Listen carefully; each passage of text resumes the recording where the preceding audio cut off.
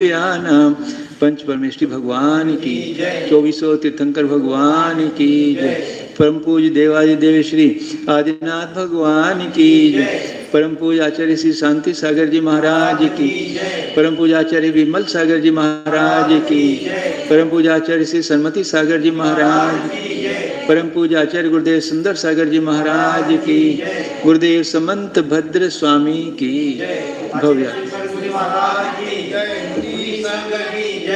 भव्य आत्माओं। आत्मानुशासन ग्रंथ है आचार्य गुणभद्र देव स्वामी द्वारा विरचित। अपना विषय चल रहा था, एक तपस्वी मुनि दीक्षा धारण करने के बाद भी यदि उसके अंदर क्रोध मान माया रूप कोई भी कषाय का जल जरा सा भी बचा हुआ है, या विषयों के इंद्रियों के विषयों में लोलुपी है, तो ऐसा करना उसके लिए योग्य नहीं है। वो उस संसार से पार नहीं हो सकता। आज श्लोक चलेगा 229। पढ़ो।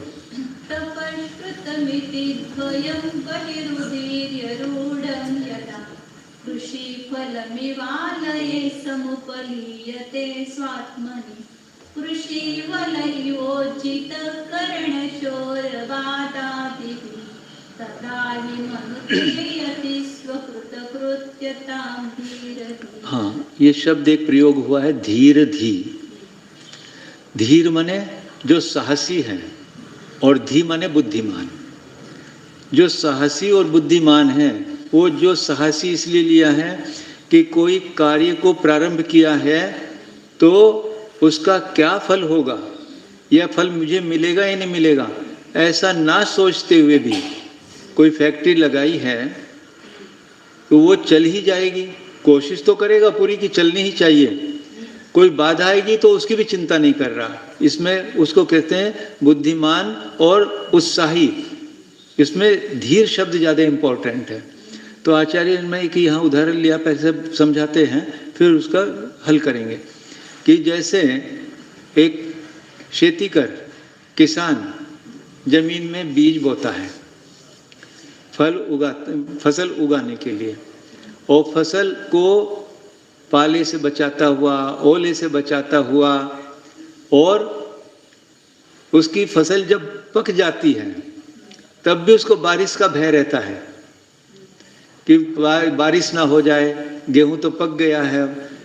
कहते हैं कि गेहूं जब पक जाता है तो बालें जब निकलती पक जाती है वो, तो किसान कहता है भगवान अब सोने की बूंद भी ना पड़े, स्वर्ण की भी बारिश ना हो जिससे मेरा खेती खराब ना हो। तो जब वो खेती को पूरी सब तरह से बचा के और काट के घर में ले आता है, तब कहता कि मेरा बीज बोना सफल हुआ। इसी तरह से वो साधु भी तपों को धारण करके भी, ज्ञान को धारण करके, देखो तप श्रयम इति द्वयम, तप को भी धारण किया और श्रय माने श्रुत माने आगम को भी उसने ज्ञान कर लिया। ये सब करते हुए द्वयम बहिर उदीर्य, इन दोनों को भी उत्पन्न करके बाहर में, रूढ़म यदा आत्मनि स्व आत्मनि, जब अपनी आत्मा में आरूढ़ होता है तो क्या होता है उस समय पर कि जो ये विषय कषाय रूपी चोर है बाहर के, ये बार बार इसको सताते हैं, उपयोग बाहर भागता है, इसको सताते हैं ये। तो आचार्य क्या कह रहे हैं कि कृषि वल इव, एक कुटुंबी जन जो हमारे हैं, अब तपस्वी के कुटुंबी जन कौन है? ये सारे शिष्य वगैरह भी तो ये ऐसे ही, कभी कोई अपनी समस्या लेके आ रहा है, कभी कोई। तो उस समय क्या होता है कि जो मेरे अंदर शुभ भाव, अच्छे भाव आने वाले थे, इन्होंने उसकी चोरी कर ली उतनी देर तक, जब उतनी देर तक ये अपनी समस्या बताते हैं। तो ऐसे कृषि वल, जो खेती वाला है उसकी भांति उज्जित, यानी उनको छोड़कर, है उचित माने छोड़ना, उन सबको छोड़कर, किनको?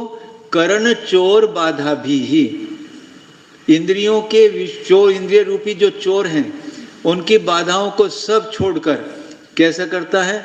कृषि फलम इव आलिये समुपलीयते।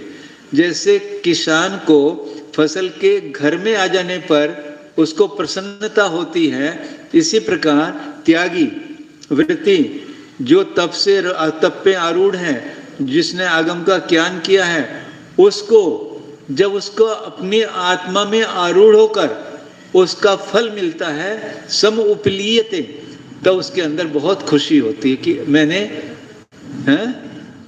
उसको मैंने प्राप्त कर लिया है। जिसके कारण से मैंने तप लिया था, जिसके कारण से हमने ज्ञान किया था, वो हमें आज प्राप्त हो गया, क्योंकि वो अपनी आत्मा में आरूढ़ हो गया। तो फिर क्या करता हो, तदा ही मनुते यति, तब ये यति ये मानता है कि स्वकृत कृत्याम, जो मुझे करने योग्य था वो मैंने कर लिया। कृत कृत्य, कृत माने करने योग्य, कृत्य कृत्य करने योग्य, और कृत कर लिया है। जो मैंने करने योग्य था, हमने दीक्षा ली, माता जी के पास आ गए थे, आके लगा कि वास्तव में हमारा दीक्षा लेना सार्थक हो गया। क्यों? जो जैन धर्म के ज्ञान की पिपासा थी अंदर कि इसकी गहराई में हम उतरे, वो हमको मिल गया। और उसके मिलने से क्या हुआ वास्तव में, जिनवानी को पढ़ने से अपने परिणामों में इतनी समता भाव आता है, इतना समता भाव आता है जो इसके बिना नहीं आ सकता।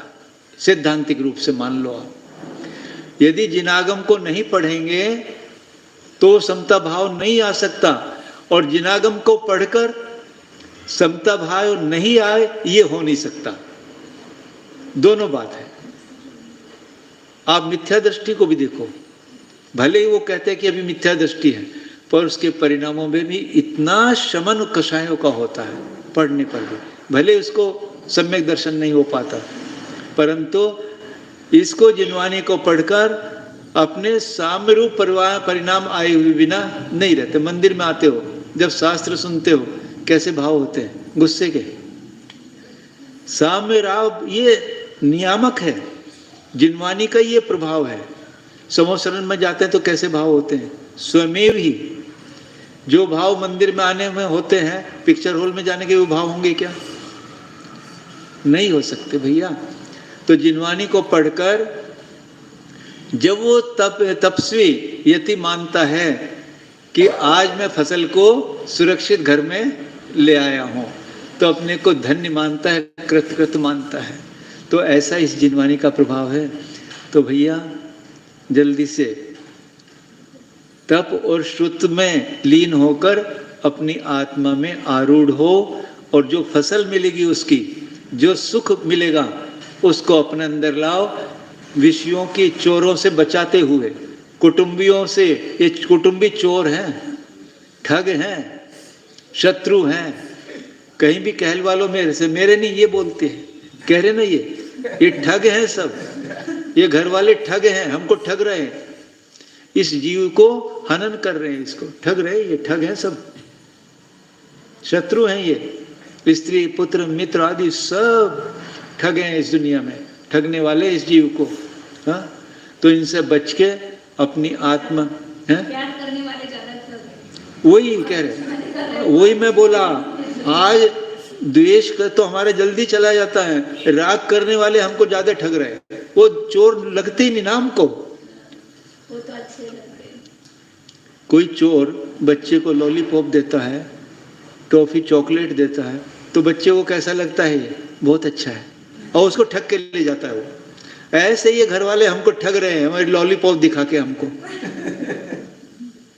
हम आपके ही है, चॉकलेट सब दिखा रहे हैं हमको, कैसे रहेंगे? ये सब ठग है हमारे। इनको जितनी जल्दी हो इनसे बच कर निकल जाओ, अपनी आत्मा में आरूढ़ हो जाओ, तप और आगम के ज्ञान में आरूढ़ हो जाओ, कल्याण हो जाएगा। पंचम काल में यदि कुछ कर लिया ऐसा, समझो निश्चित मान लो बहुत अच्छा होने वाला है, यदि ऐसा कर लिया। यही पूर्ण करते हैं, माता जी ने बंद कर दी किताब। हाँ चलो कर लें एक और, ऐसा नहीं, वो तो कभी कभी हो गया। चलिए ठीक, जैसा माँ का आदेश। ठीक है। जावानी के ज्ञान से सूझे लो काल